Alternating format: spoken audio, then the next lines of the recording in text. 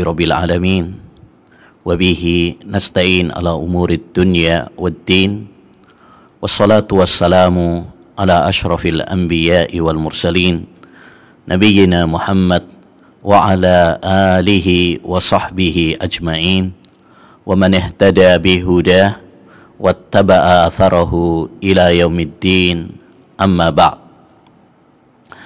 Kaum muslimin wal muslimat yang semoga senantiasa dirahmati dan diberkahi oleh Allah Subhanahu wa Ta'ala, dan secara khusus para pemirsa yang bergabung bersama kami sapa terlebih dahulu para pemirsa Ar-Rayyan TV dan Radio Ar-Rayyan, para pemirsa Radio MD Probolinggo, para pemirsa Al-Hijrah Gresik, para pemirsa Ahsan TV Cikarang, para pemirsa Bontang Mengaji, para pemirsa Hijrah Institute, dan para pemirsa Surabaya Mengaji, serta para pemirsa Ar-Risalah TV yang semoga senantiasa dirahmati dan diberkahi oleh Allah Subhanahu wa Ta'ala. Alhamdulillah, Allah Subhanahu wa Ta'ala mempertemukan kita dengan bulan suci Ramadan, bulan yang penuh dengan berkah, bulan yang utama. Di bulan ini Allah Subhanahu wa Ta'ala menurunkan Al-Qur'annya. Di bulan ini Allah Subhanahu wa Ta'ala mewajibkan puasa kepada kita. Di bulan ini Allah Subhanahu wa Ta'ala membuka pintu-pintu surga. Di bulan ini Allah Subhanahu wa Ta'ala menutup pintu-pintu neraka. Di bulan ini Allah Subhanahu wa Ta'ala membelenggu para setan yang durjana. Dan di bulan ini Allah Subhanahu wa Ta'ala melipat gandakan pahala.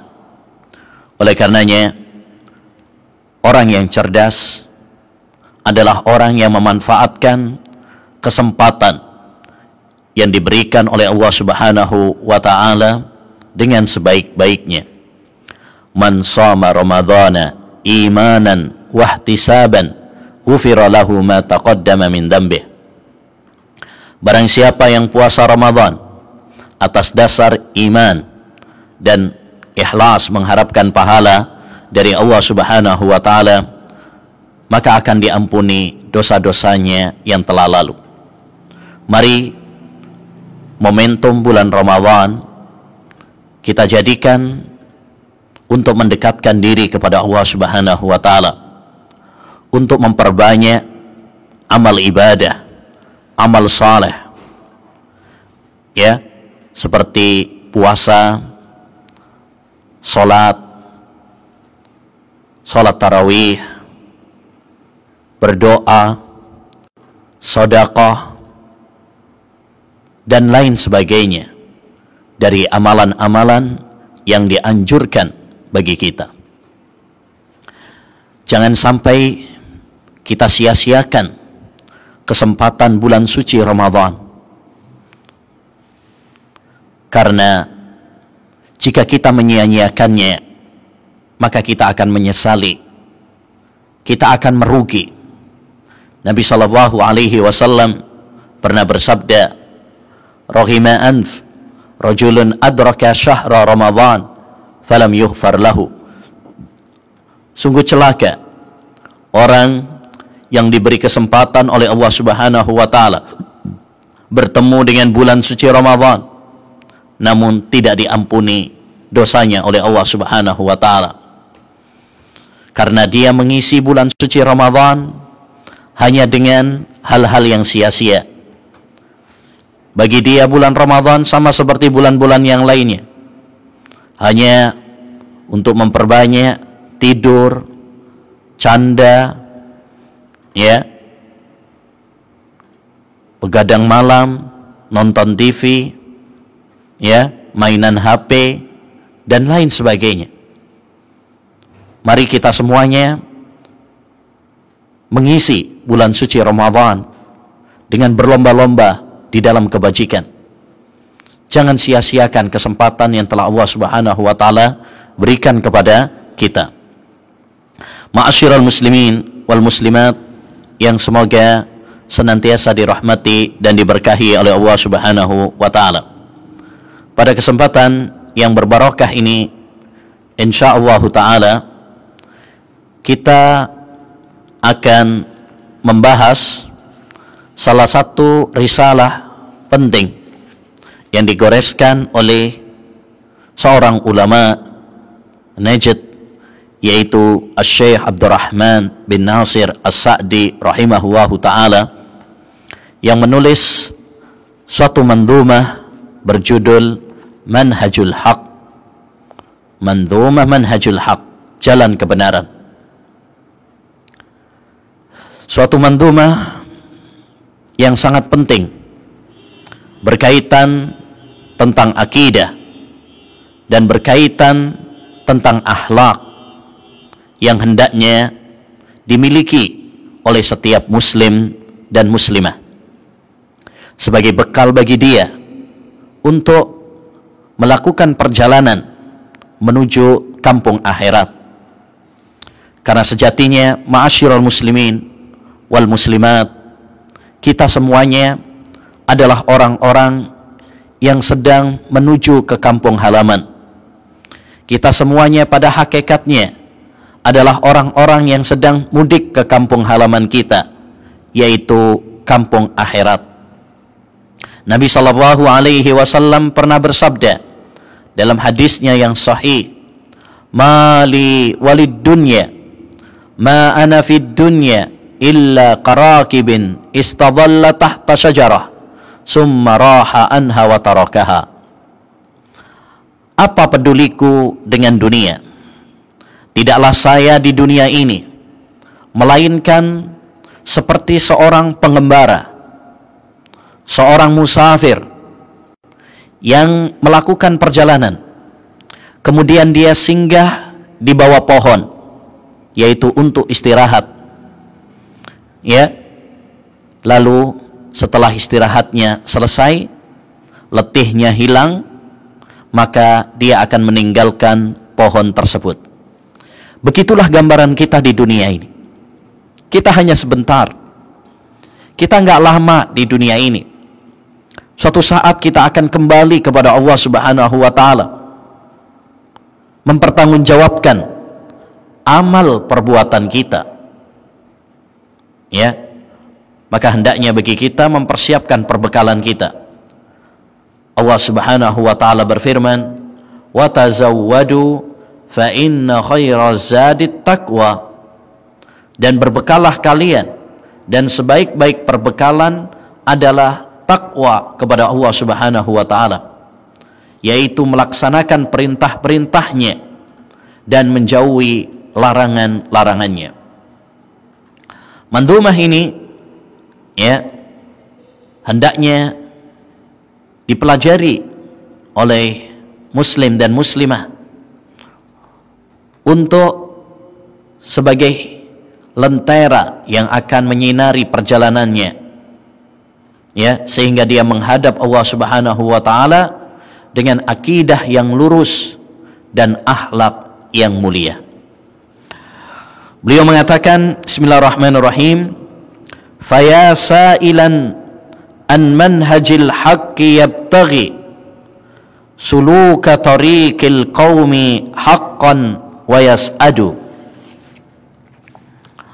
Wahai orang yang bertanya tentang jalan kebenaran, dia menginginkan untuk mengikuti jalan suatu kaum, menginginkan kebenaran dan kebahagiaan di dunia dan di akhirat.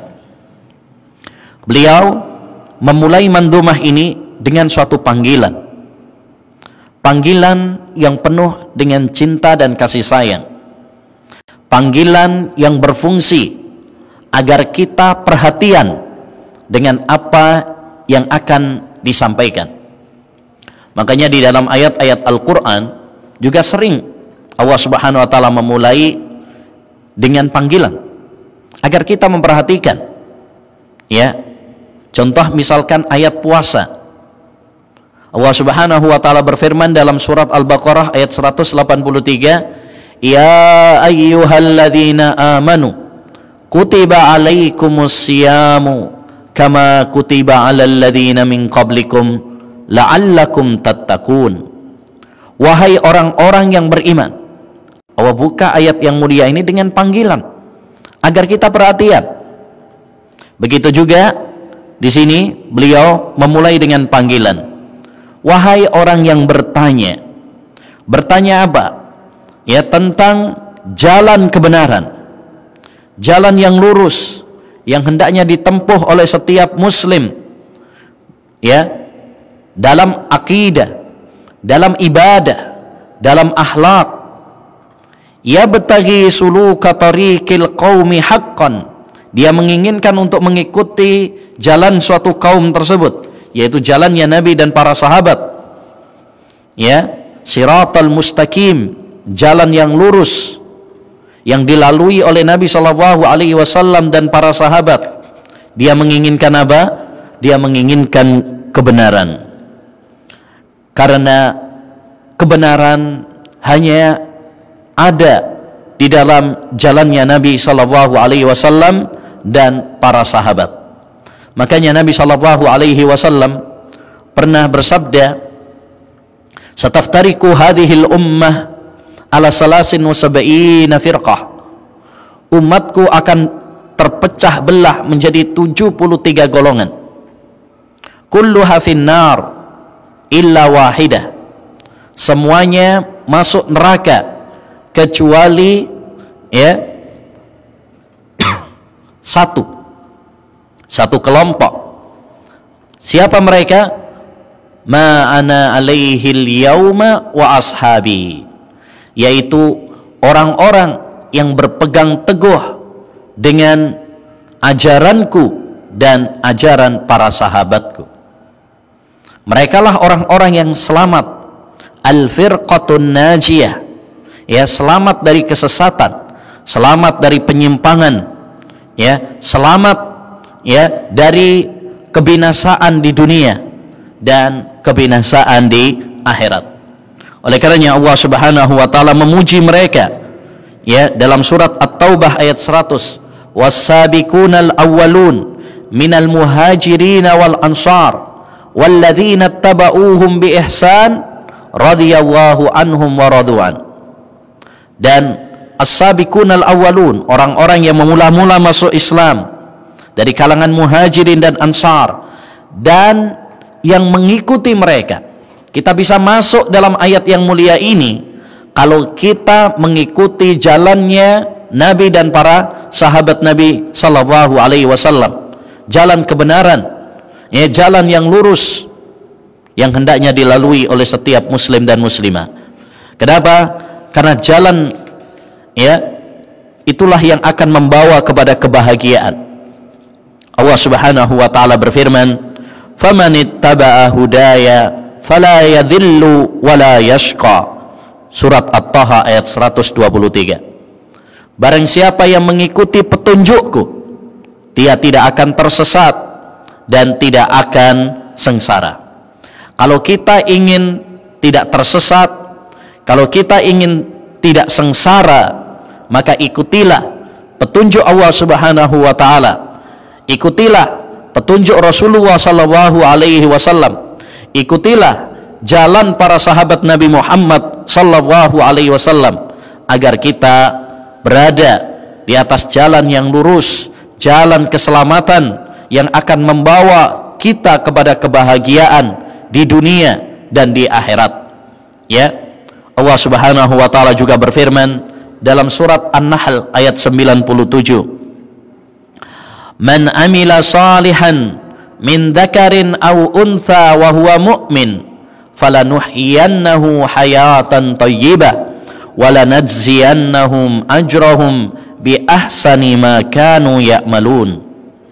Barang siapa yang beramal saleh, baik laki-laki maupun perempuan, dan dia beriman, maka kami akan memberikan kepadanya kehidupan yang bahagia, ya, dan kami akan memberikan ganjaran kepada mereka dengan pahala yang lebih besar dari apa yang mereka perbuat. Ya, jadi kalau kita menginginkan kebenaran, kalau kita menginginkan kebahagiaan, hendaknya kita mengikuti jalannya Nabi dan para sahabat. Ya, Al-Imam Syafi'i rahimahullahu taala pernah mengatakan, ya, dalam kitabnya laqad ja'ala Allahul haqqa fi kitabih summa fi sunnati rasulih sallallahu alaihi wasallam. Allah Subhanahu wa taala menjadikan kebenaran itu ada di dalam Al-Qur'an dan ada di dalam hadis Nabi Muhammad sallallahu alaihi wasallam. Ya, ada di dalam Al-Quran dan ada di dalam hadis Nabi SAW. Kalau kita ingin jalan kebenaran, carilah di dalam Al-Quran dan carilah dalam hadis-hadis Nabi Muhammad sallallahu alaihi wasallam. Itu yang akan membawa kita kepada keselamatan. Ya, Al-Imam Malik, gurunya Imam Syafi'i, pernah mengatakan, as-sunnatu kasafinati Nuh, man rakibaha naja wa man lam yarkabha gharik. Sunnah Nabi itu bagaikan perahunya Nabi Nuh. Siapa yang mengikutinya maka dia akan selamat. Siapa yang tidak menaikinya maka dia akan tenggelam. Kalau kita nggak berpegang teguh dengan Quran dan hadis Nabi Shallallahu Alaihi Wasallam, maka kita akan, ya, tenggelam dalam kebinasaan dan dalam penyimpangan. Ya, dahulu para ulama juga mengatakan al-i'tisamu bisunnati najah, berpegang teguh dengan sunnah Nabi adalah, ya, keselamatan. Lalu kata beliau, ta'ammal hadakallahu ma qad nadhamtuhu ta'ammula man qad kana lil haqqi yaksidu. Renungkanlah, semoga Allah Subhanahu wa ta'ala memberikan hidayah kepadamu. Renungkanlah apa yang aku tuliskan padamu dengan renungan orang-orang yang betul-betul menginginkan kebenaran. Ya, jadi beliau setelah menyapa kita, wahai orang-orang yang menginginkan jalan kebenaran, yaitu jalannya Nabi dan para sahabat, menginginkan kebenaran dan kebahagiaan, kebenaran yang akan mengantarkan kepada kebahagiaan di surga. Ya, perhatikan apa yang akan aku sampaikan kepadamu. Ya, kemudian beliau mendoakan kepada kita, hadakallah, semoga Allah memberikan hidayah kepadamu. Karena penulis betul-betul tulus menginginkan kebaikan untuk kita. Ya, makanya dia mendoakan. Dan ini adalah salah satu pendidikan yang sangat bagus. Seorang guru, seorang dai, seorang ustadz hendaknya senantiasa mendoakan kebaikan untuk murid-muridnya, untuk santrinya, untuk masyarakatnya, ya, dengan doa-doa kebaikan. Rasulullah Shallallahu Alaihi Wasallam yang mencontohkan hal itu. Ya, suatu saat Rasulullah SAW mendoakan sahabat Abdullah bin Abbas, Allahumma faqihhu fid din. Ya Allah, pahamkan dia dalam agama. Ya, pahamkan dia dengan agama. Jadi ini anjuran bagi seorang guru untuk mendoakan kebaikan bagi murid-muridnya. Seorang ustadz, seorang dai mendoakan kebaikan untuk jamaahnya. Kemudian beliau, ya, mengatakan, ya, doanya di sini doa yang sangat penting sekali, yaitu doa hidayah yang selalu kita minta dalam salat-salat kita. Ihdinas siratal mustaqim. Ya, ya Allah, berikanlah hidayah kepada kami jalan yang lurus. Dan hidayah ada dua macam. Yang pertama hidayah secara umum, yaitu agar Allah Subhanahu wa ta'ala menunjuki kita kepada jalan Islam dan iman. Yang kedua adalah hidayah secara khusus, yaitu kita mengetahui dan melaksanakan ya perincian-perincian dalam Islam dan dalam keimanan. Ya. Kemudian beliau mengatakan ta'ammula man qad kana lil haqqi yaksidu.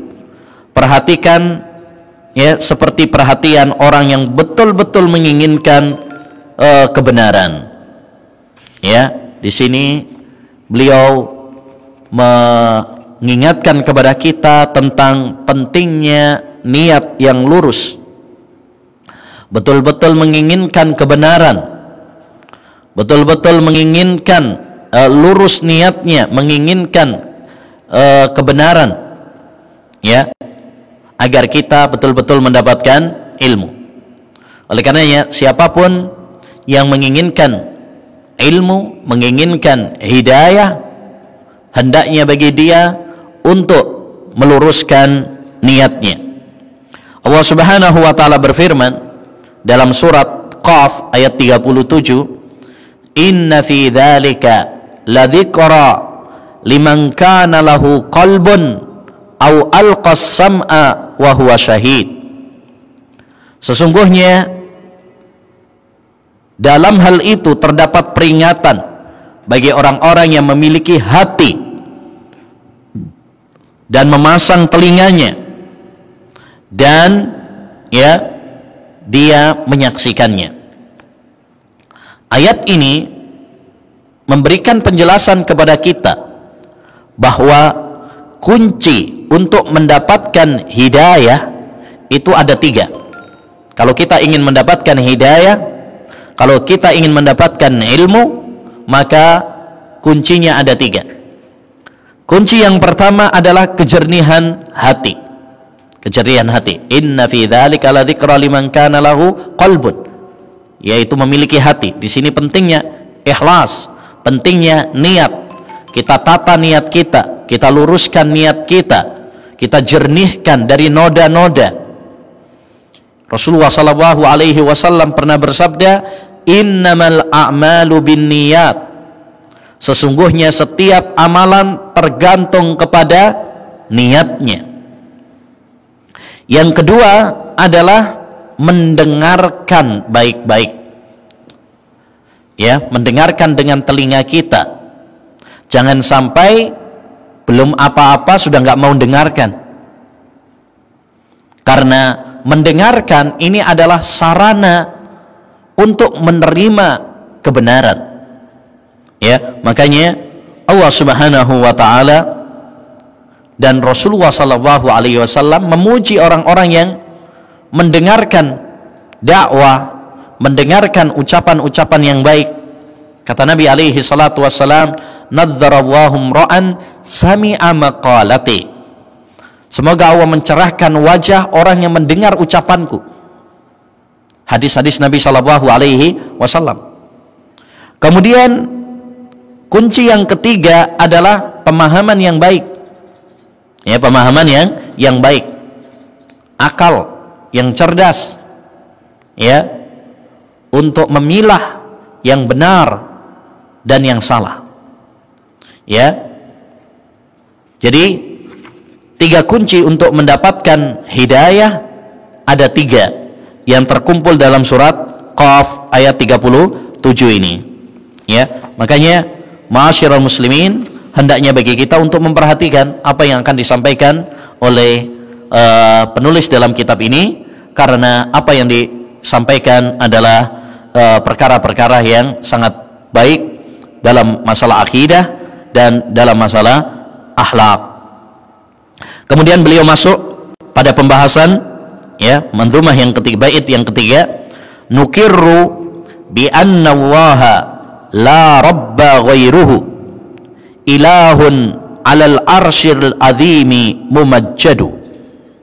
Nukirru, kami menetapkan bahwasanya Allah Subhanahu wa ta'ala tidak ada Rabb selainnya, dan makna dari Rabb yaitu yang menciptakan, yang memberikan rizki, ya, yang mengatur alam semesta ini, ya, bahwasanya Allah Subhanahu wa ta'ala tidak ada Rabb selain Allah Subhanahu wa ta'ala. Tidak ada yang menciptakan langit dan bumi kecuali hanya Allah. Tidak ada yang memberikan rizki kepada kita kecuali hanya Allah Subhanahu wa ta'ala. Ya, tidak ada yang bisa mengatur alam semesta ini.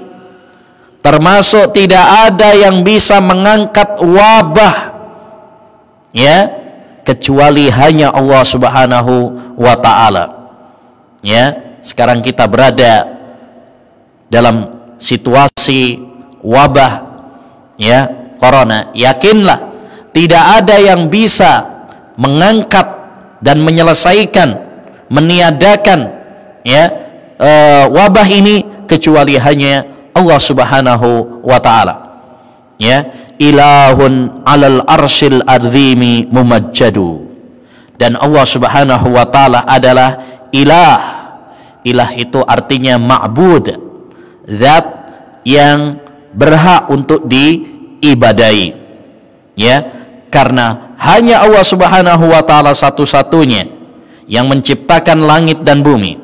Hanya Allah Subhanahu wa ta'ala satu-satunya yang mengatur alam semesta ini.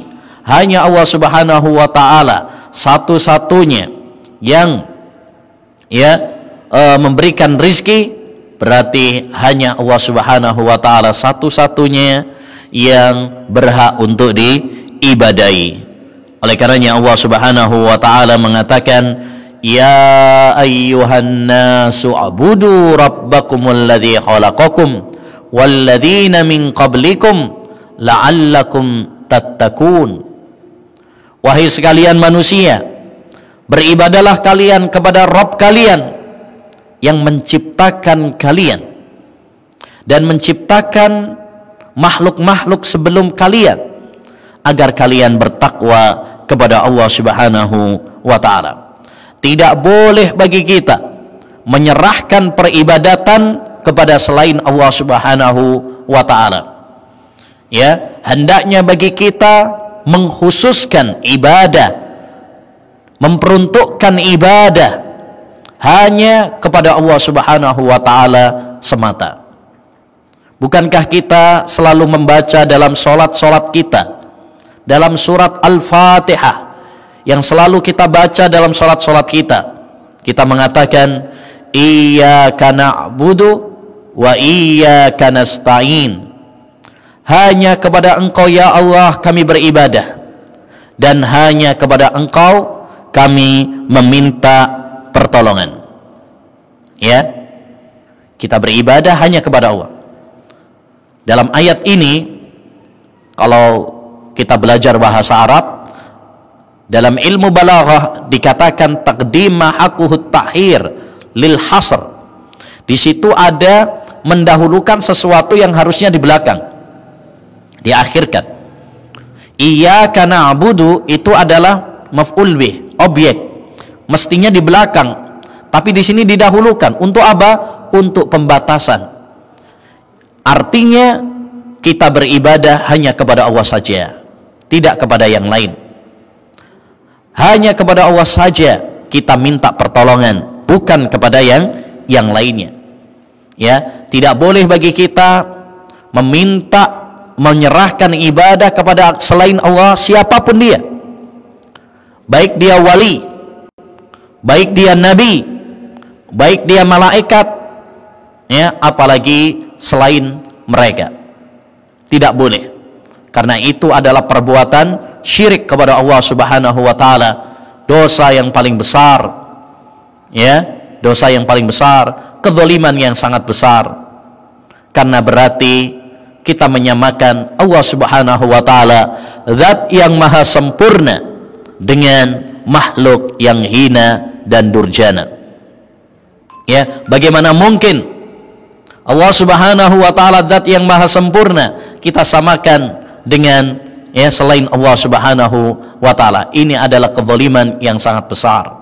Makanya Allah Subhanahu wa taala mengatakan dalam surat Luqman, menukil wasiat Luqman kepada anaknya, ya bunayya la tusyrik billah innasyirka la dzulmun adzim. Wahai anakku, janganlah kamu berbuat syirik kepada Allah Subhanahu wa taala, karena dosa syirik itu adalah kezaliman yang paling besar. Jadi Syekh Abdurrahman As-Sa'di dalam bait ini memulai dengan tauhid. Ya, memulai dengan tauhid, dan tauhid di sini ya tauhid rububiyah dan tauhid uluhiyah. Tauhid rububiyah yaitu meyakini bahwasanya ya tidak ada yang menciptakan selain Allah. Tidak ada yang memberi rizki kecuali hanya Allah. Tidak ada yang mengatur alam semesta ini kecuali hanya Allah. Tidak ada yang merajai kecuali hanya Allah Subhanahu wa taala. Kita ya mengesahkan Allah Subhanahu wa taala dalam perbuatan-perbuatan Allah Subhanahu wa taala. Ini namanya tauhid rububiyah. Yang kedua adalah tauhid uluhiyah, dari kata ilahun alal arsh. Dan makna dari tauhid uluhiyah adalah kita mengesahkan Allah Subhanahu wa taala dalam ibadah perbuatan-perbuatan hamba kepada Allah. Kita tidak berdoa kecuali hanya kepada Allah. Kita tidak menyembelih kecuali hanya untuk Allah Subhanahu wa taala. Fasholli li rabbika wanhar. Salatlah untuk Rabbmu dan menyembelihlah. Ya, inilah tauhid uluhiyah. Dan pembagian tauhid ya seperti ini, ma'asyiral muslimin, tauhid rububiyah, tauhid uluhiyah, dan nanti juga akan beliau bahas tentang tauhidul asma wa sifat. Ini adalah pembagian yang ilmiah yang sering disebutkan dalam Al-Qur'an dan sering disebutkan di dalam hadis-hadis Nabi Muhammad sallallahu alaihi wasallam. Ini bukan pembagian yang mengada-ngada. Ini bukan pembagian yang baru dalam agama. Ini bukan pembagian yang bid'ah, tetapi ini adalah pembagian berdasarkan tatabbu' wal istiqra', penelitian seksama terhadap dalil-dalil Al-Quran dan hadis.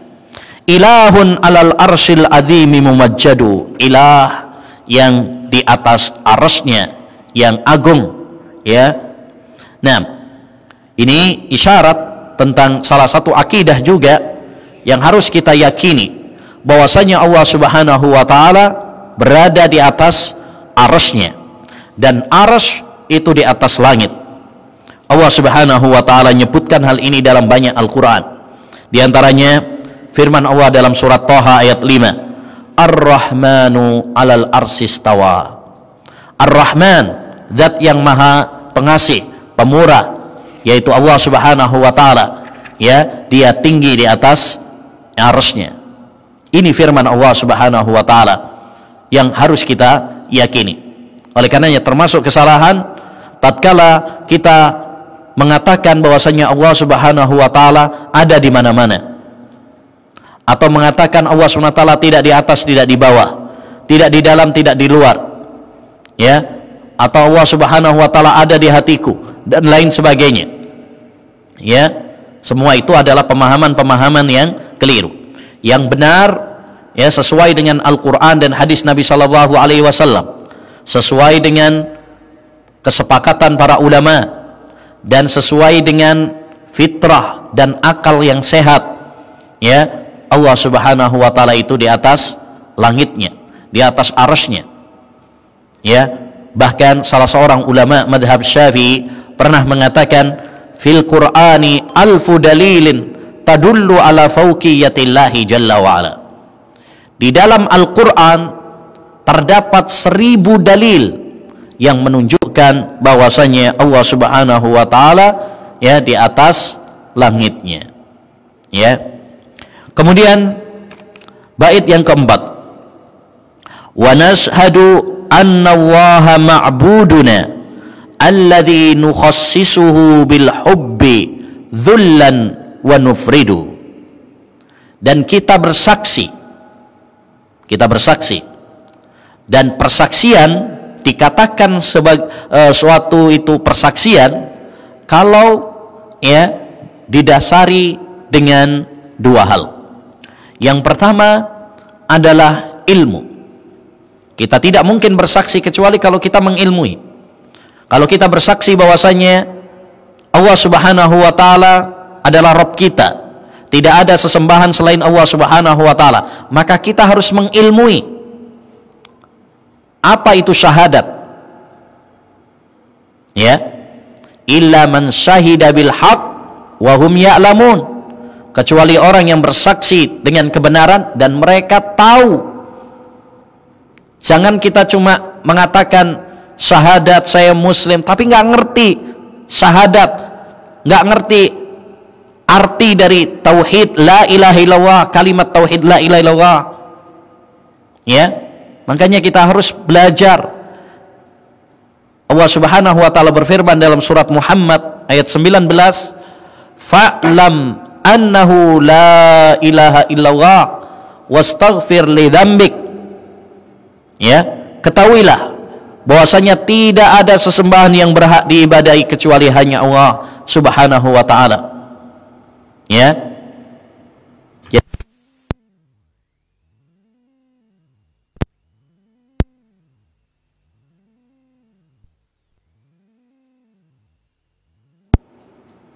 Harus yakin. Kalau kita bersaksi tapi kita nggak yakin, maka tidak ada artinya suatu persaksian. Ya, orang-orang munafik mereka juga mengatakan la ilaha illallah. Mereka juga bahkan sholat, tetapi ya lain ucapan, lain hati, lain lisan, lain hati. Ya, oleh karenanya tidak bermanfaat persaksian mereka.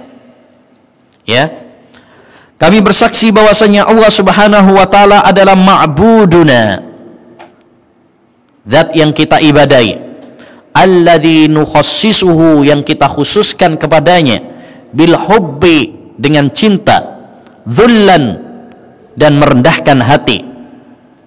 Inilah ibadah kepada Allah Subhanahu wa taala.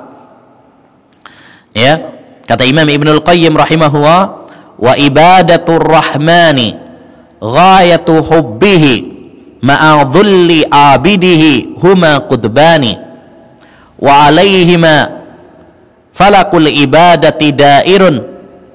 Ya, madara. Taib.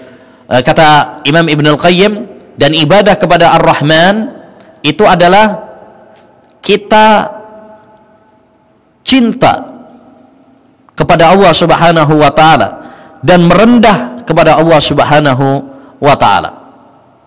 Ya, ini definisi dari ibadah. Allah Subhanahu wa taala menciptakan kita untuk beribadah kepadanya. Sebagaimana dalam surat Adz-Dzariyat ayat 56, Allah berfirman, "Wa ma khalaqtul jinna wal insa illa liya'budun." Tidaklah saya ciptakan jin dan manusia kecuali agar mereka beribadah kepadaku. Allah menciptakan kita di dunia ini bukan untuk sekedar bersenang-senang, bukan hanya sekedar mencari uang, ya, bukan hanya sekedar berfoya-foya seperti binatang, tapi Allah Subhanahu wa taala menciptakan kita di dunia ini untuk mempersiapkan bekal kita setelah kematian. Ya. Oleh karenanya ma'asyiral muslimin wal muslimat rahimani wa rahimakumullah, kita harus faham tentang tujuan hidup kita di dunia ini. Kita harus ngerti untuk apa sih kita ini ada di dunia ini.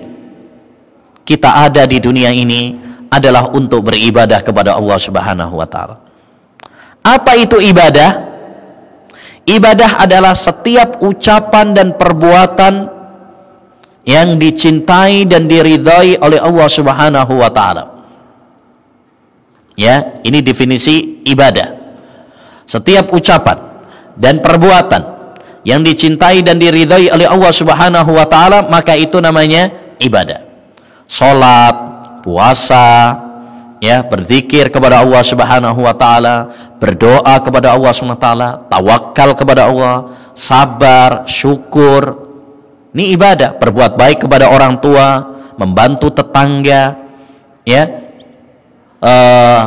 tidak menyakiti, ya, orang lain. Ini termasuk bagian dari ibadah kepada Allah Subhanahu wa taala yang dilakukan oleh seorang hamba atas dasar cinta dan merendahkan diri kepada Allah Subhanahu wa taala. Ibadah itu memiliki dua, ya, poros utama. Yang pertama adalah cinta. Kalau kita cinta kepada Allah Subhanahu wa taala, maka kita akan bersemangat melaksanakan perintah-perintah Allah Subhanahu wa taala. Ketika Allah nyuruh kita sholat, kita semangat karena kita cinta kepada Allah Subhanahu wa taala. Cinta kepada apa yang dicintai oleh Allah Subhanahu wa taala. Ya. Demikian juga yang kedua adalah merendahkan diri kita kepada Allah Subhanahu wa taala. Ya, dzul. Kita merendah, tidak ada kesombongan pada diri kita. Karena kita mengakui bahwa kita ini lemah, kita ini fakir, kita butuh kepada Allah Subhanahu wa taala. Ya. Coba mari kita renungkan. Manusia yang selama ini menyombongkan dengan pengetahuannya, yang menyombongkan dengan teknologinya, yang menyombongkan dengan hartanya, yang menyombongkan, ya, dengan pangkat dan jabatannya, Allah kasih teguran dengan adanya virus corona ini, bahwa semua kekuasaan, semua kejeniusan, semua teknologi modern tidak bisa menghadang. Ya, ini menunjukkan bahwa Allah Subhanahu wa taala zat yang maha kuat, sedangkan kita adalah makhluk yang lemah. Maka ibadah kepada Allah Subhanahu wa taala harus disertai dengan cinta dan harus disertai dengan khudu agar kita betul-betul khusyuk, ya, berharap kepada Allah Subhanahu wa taala. Ya. Yang kelima, falillahi kullul hamdi wal majdi wath thana famin ajli dha kullun ila Allahi yaksidu. Ya. Bagi Allah Subhanahu wa taala semua pujian, dan karenanya lah semua menuju kepada Allah Subhanahu wa taala. Ya. Alhamdu adalah dzikru mahasinil mahmudi bil kamal mahabbatan wa ta'dhiman. Itu artinya kita memuji Allah Subhanahu wa taala, yaitu menyebutkan kebaikan-kebaikan Allah Subhanahu wa taala atas dasar cinta dan pengagungan. Ya. Dan Allah Subhanahu wa taala berhak untuk dipuji oleh hambanya. Kenapa? Karena dua hal. Pertama, karena Allah Subhanahu wa taala zat yang maha sempurna. Zat yang maha sempurna.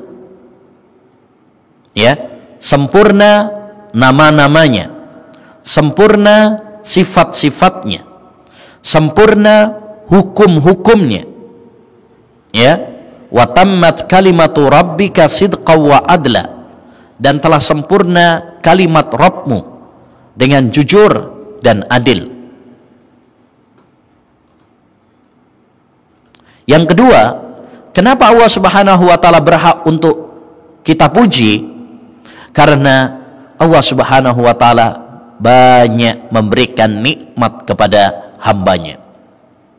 Wa ma bikum min ni'matin faminallah. Tidak ada satu nikmat pun, ya, yang kalian peroleh, yang kalian dapatkan kecuali itu datangnya dari Allah Subhanahu wa taala. Dan Allah Subhanahu wa taala berfirman, "Wa in ta'uddu ni'matallahi la tuhsuha." Andaikan kalian menghitung nikmat Allah Subhanahu wa taala, kalian tidak akan sanggup untuk menghitungnya. Banyak sekali nikmat Allah kepada kita. Ya, makanya kita hendaknya bersyukur.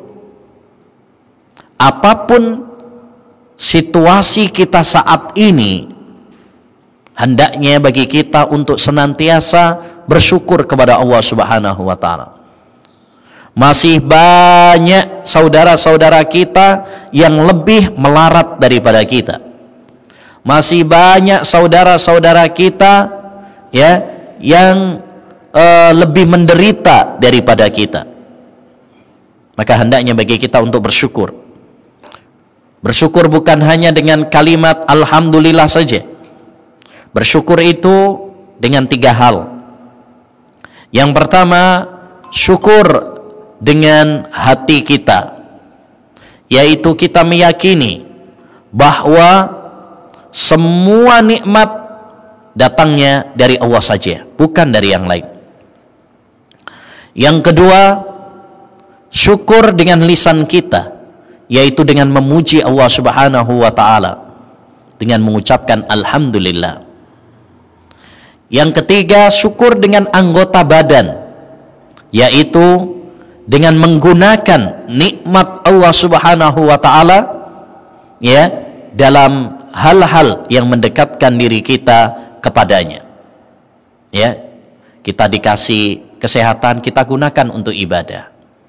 Kita dikasih waktu luang, kita gunakan untuk hal-hal yang baik. Ya.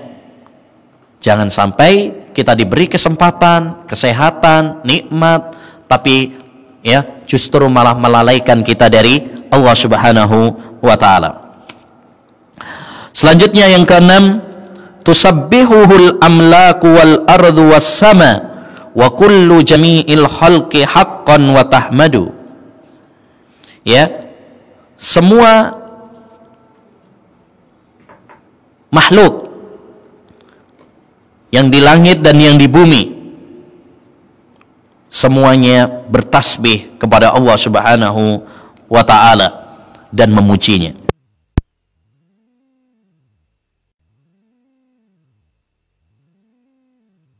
Apa yang Allah Subhanahu wa taala kabarkan di dalam Al-Qur'an dan di dalam hadis Nabi sallallahu alaihi wasallam.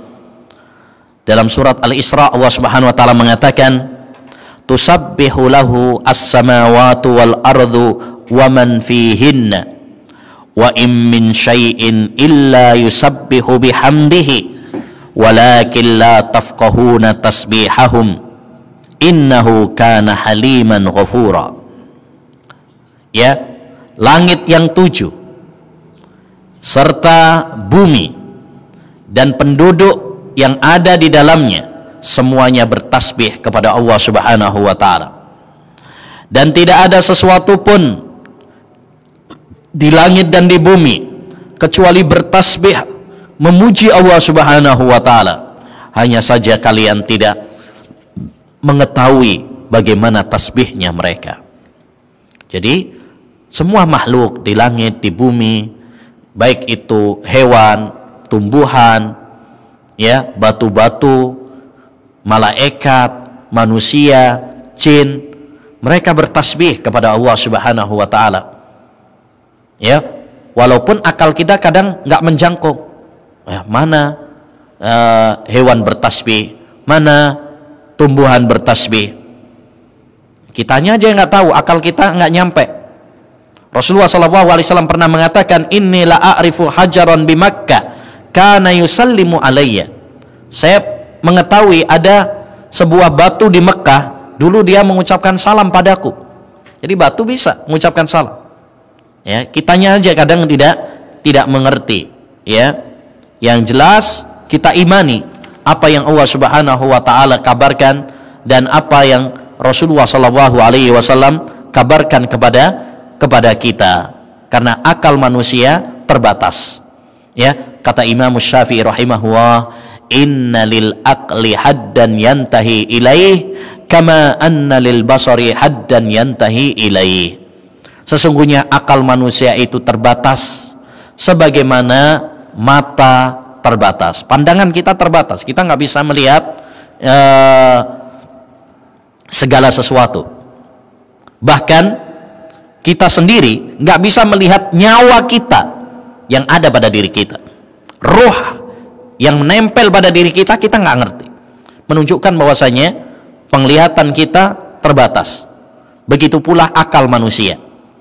Oleh karenanya tidak pantas ya bagi seseorang untuk menentang firman Allah Subhanahu wa taala, menentang sabda Rasulullah sallallahu alaihi wasallam dengan akal-akal mereka. Ya. Nah. Kemudian yang ketujuh, tanazzaha an niddin wa kuf'in mumasilin wa an wasfi dhin nuqsani jallal muwahhadu. Maha suci Allah Subhanahu wa taala dari ya sekutu dan yang semisal dengannya, dan dari mensifati Allah Subhanahu wa taala dengan cacat dan kekurangan. Jadi ini mensucikan Allah Subhanahu wa taala dari hal-hal yang tidak pantas bagi Allah Subhanahu wa taala. Makanya salah satu zikir yang dianjurkan kepada kita adalah mengucapkan subhanallah, maha suci Allah Subhanahu wa taala. Maha suci dari hal-hal yang tidak pantas bagi Allah Subhanahu wa taala. Apa saja yang tidak pantas bagi Allah? Ada 3. Yang pertama, ya, kita sucikan Allah Subhanahu wa taala dari sekutu. Karena tidak ada yang layak menjadi sekutu bagi Allah Subhanahu wa taala. Ya, sebagaimana Allah Subhanahu wa taala berfirman di dalam Al-Qur'an, "Fala taj'alu lillahi andada wa antum ta'lamun." Surat Al-Baqarah ayat 22. Tidak ada sesuatu, janganlah kalian menjadikan tandingan-tandingan bagi Allah Subhanahu wa taala.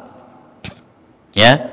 Yang kedua, yang harus kita bersihkan dari Allah Subhanahu wa taala, yang harus kita sucikan dari Allah Subhanahu wa taala adalah ya, menyerupai makhluknya.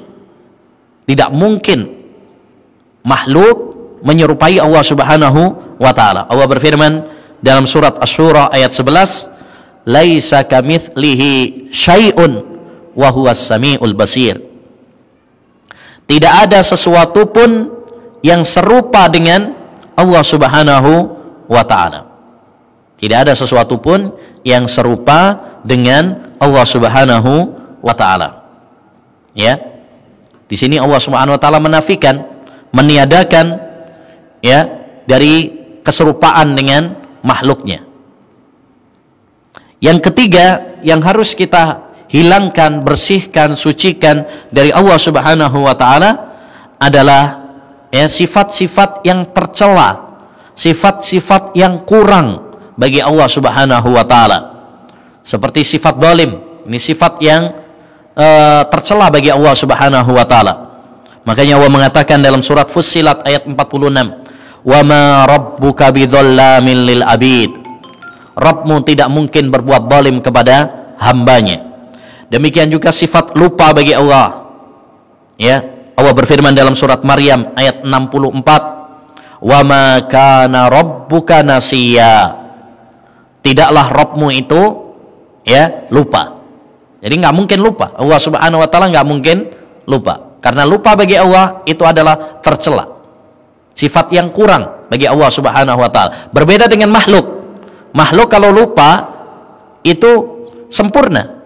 Kalau dia lupa itu sempurna. Justru kalau nggak pernah lupa sama sekali, repot. Kita misalkan pernah melihat sesuatu, terus nggak bisa melupakannya, malah repot. Ya, jadi bagi makhluk sifat lupa, asalkan nggak sering-sering ya, maka itu adalah suatu hal yang wajar. Termasuk kalau kita lupa pas bulan puasa, kemudian makan, minum, misalkan, ini tidak membatalkan. Karena itu bukan suatu yang tercela bagi seorang hamba. Tapi bagi Allah Subhanahu wa taala maka itu tercela. Ya. Makanya kita tiadakan. Demikian juga sifat lemah. Sifat lemah bagi Allah Subhanahu wa taala. Ya, Allah berfirman dalam surat Qaf ayat 38. Wa laqad khalaqnas samawati wal arda wama bainahuma fi sittati ayyam wama massana min lughub. Sungguh kami telah menciptakan langit dan bumi dan apa yang di antara keduanya dalam 6 hari dan tidak ada capek yang menimpa kami.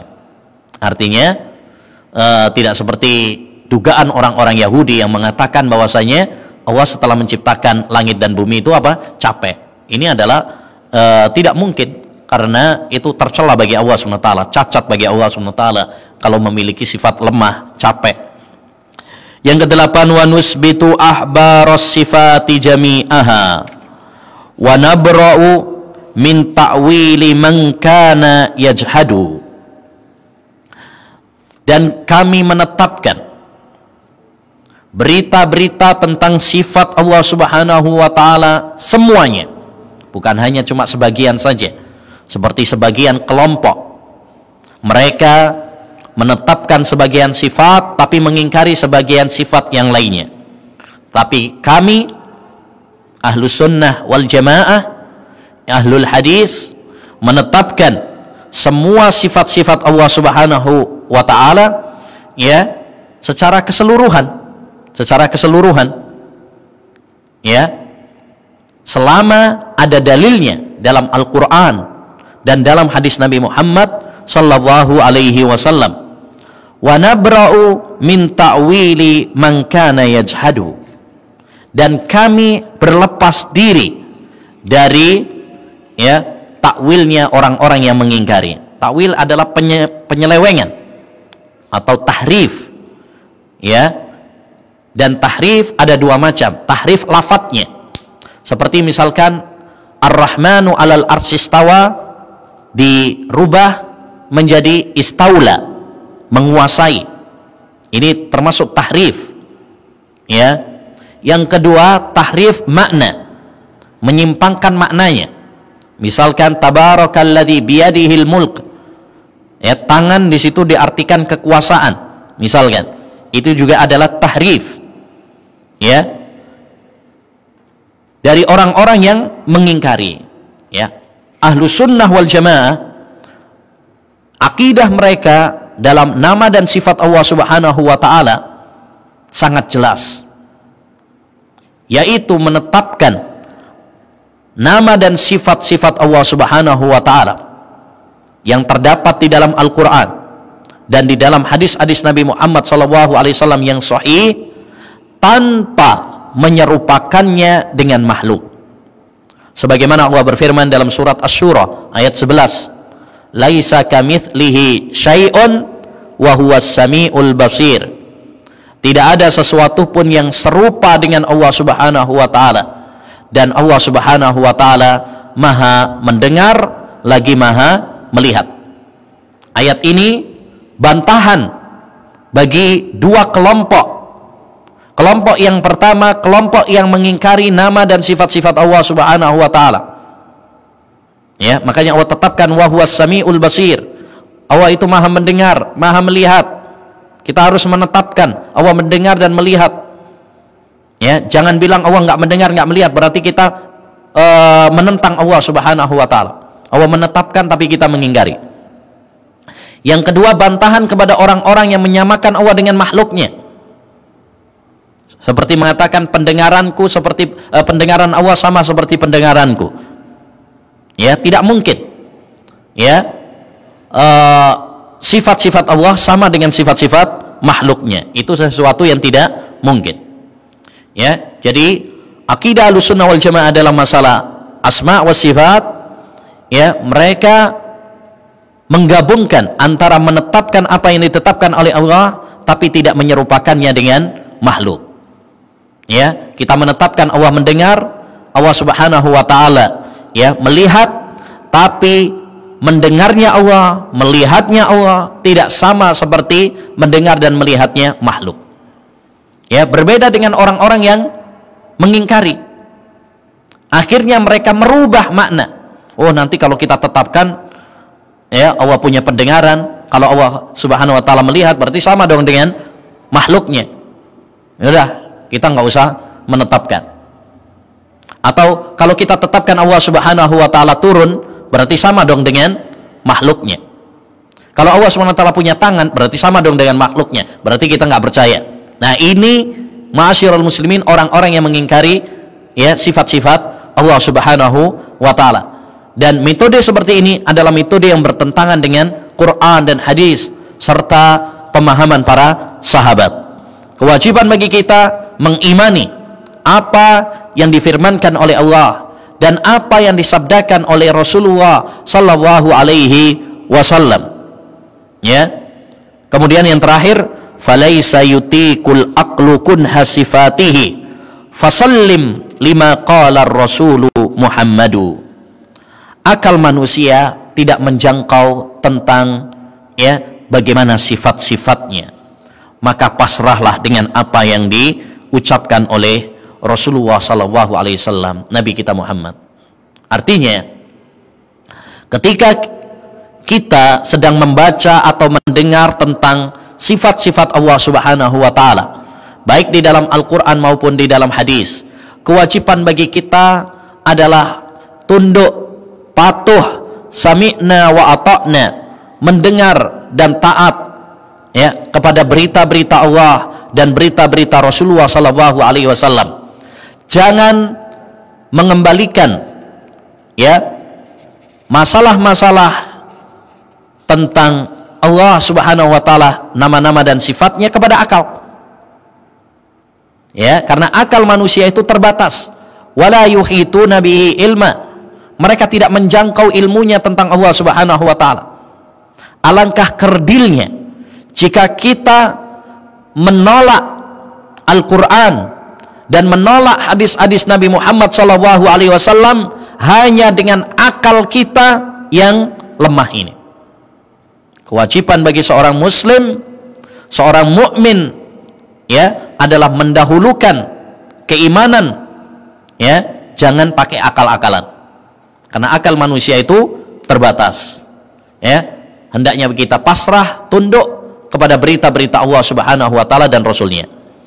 Ya, betul kata Imam Zuhri rahimahullah, minallahi ar-risalah wa 'alar rasulil balagh wa 'alaina at-taslim. Ya, dari Allah Subhanahu wa taala itu risalah dan Rasulullah SAW menyampaikan, dan kewajiban kita adalah tunduk dan patuh. Ya, kewajiban kita adalah tunduk dan patuh. Baik. Demikian, ma'asyiral muslimin wal muslimat, para pemirsa yang semoga dirahmati oleh Allah Subhanahu wa taala, yang bisa kita bahas, insyaallah taala nanti kita lanjutkan pada hari Selasa sore, ya. Hari Selasa sore. Ya, semoga Allah Subhanahu wa taala menambahkan ilmu yang bermanfaat kepada kita, dan semoga Allah Subhanahu wa taala memberikan kekuatan kepada kita, kemudahan kepada kita untuk berlomba-lomba dalam kebaikan di bulan yang mulia. Tapi ini ada beberapa pertanyaan, Ustaz, apakah kata selamat menunaikan hari kematian Yesus Kristus seperti ucapan selamat hari Natal? Nah, ini kalimat yang tidak boleh. Ya, kalimat yang tidak boleh. Ya, karena Yesus, ya, yaitu Nabi Isa alaihi salam, ya, belum mati. Menurut akidah Islam, Nabi Isa alaihi salam sekarang itu belum mati. Dia diangkat oleh Allah Subhanahu wa taala, yaitu ke langit, di langit yang kedua. Bal rafa'ahu Allahu ilaih.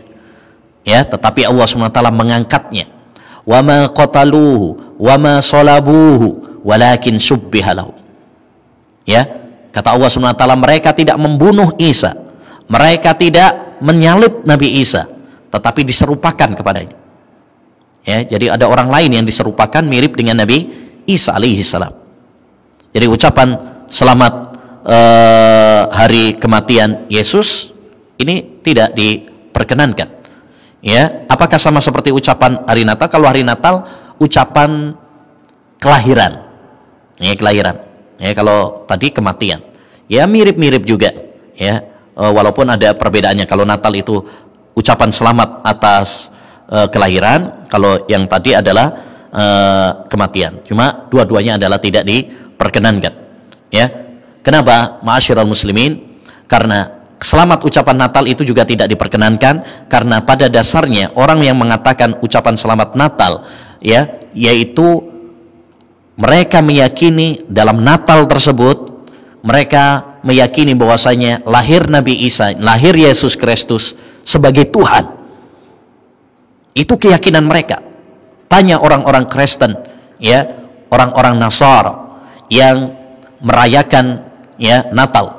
Mereka meyakini bahwasanya Nabi Isa alaihissalam itu adalah Tuhan. Mereka merayakannya sebagai Tuhan, bukan sebagai Rasul. Kalau keyakinan bahwasanya Nabi Isa alaihissalam Nabi dan Rasul itu sama dengan keyakinan Islam, nggak ada masalah.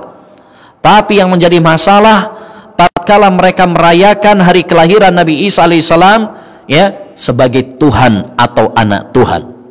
Tentu ini sangat bermasalah dengan akidah seorang muslim.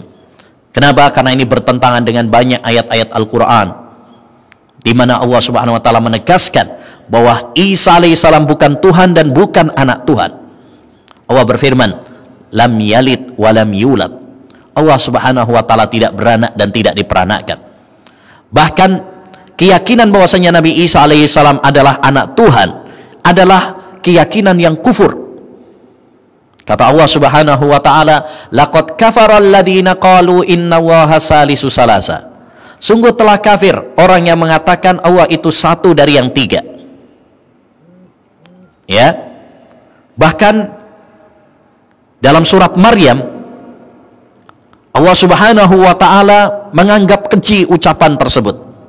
Wa qalu ittakhadhar rahmanu walada laqad ji'tum syai'an idda.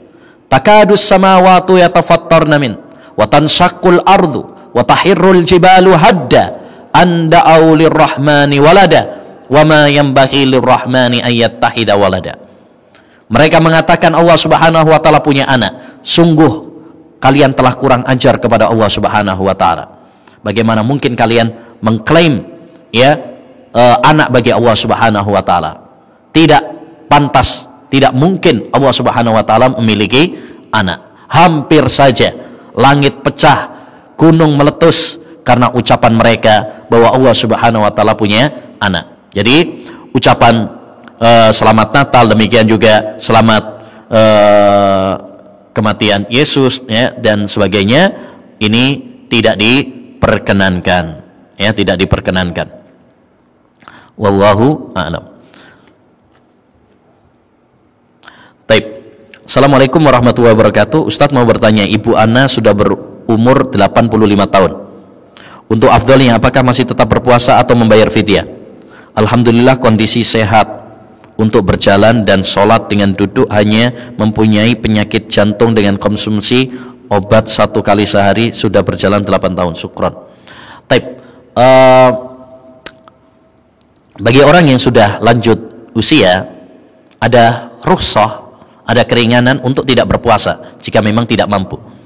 Jika memang dia tidak mampu, boleh untuk tidak berpuasa dan membayar fidyah. Taib. Bagaimana kalau dia sudah tua dan tapi masih mampu? Kalau dia masih mampu, maka boleh juga untuk tetap berpuasa. Maka dalam hal ini, ya, mungkin bisa ditanyakan kepada dokter, ya, sekiranya kalau dia berpuasa itu membahayakan apa tidak? Ya, kalau sekiranya saran dari dokter untuk tidak berpuasa, ya, maka hendaknya dia tidak berpuasa, mencukupkan dengan membayar fidyah. Karena untuk mendiagnosa, ya, bahwasanya ini membahayakan, ini tidak membahayakan, ini dikembalikan kepada ahlinya, ya, dikembalikan kepada ahlinya, ya. Nah, ini nggak bisa ditanyakan kepada kita, ya. Kita bukan ahli dalam kedokteran. Jadi ditanyakan kepada dokter, ya, sekiranya misalkan ibu saya yang umurnya 85 tahun ini kalau berpuasa membahayakan apa tidak. Tapi secara umum, seandainya tidak berpuasa, dia mendapatkan rukhsah, mendapatkan keringanan dari Allah Subhanahu wa taala. Dan Nabi SAW bersabda, Inna Allaha yuhibbu an tu'ta rukhasuhu kama yuhibbu an tu'ta azaimuh.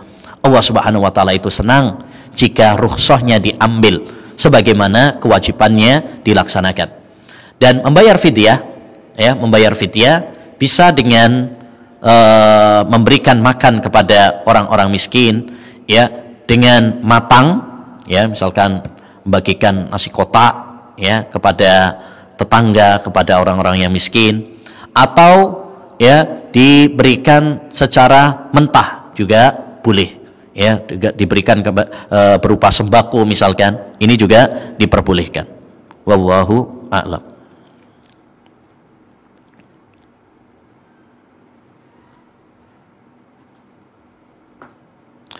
Taib.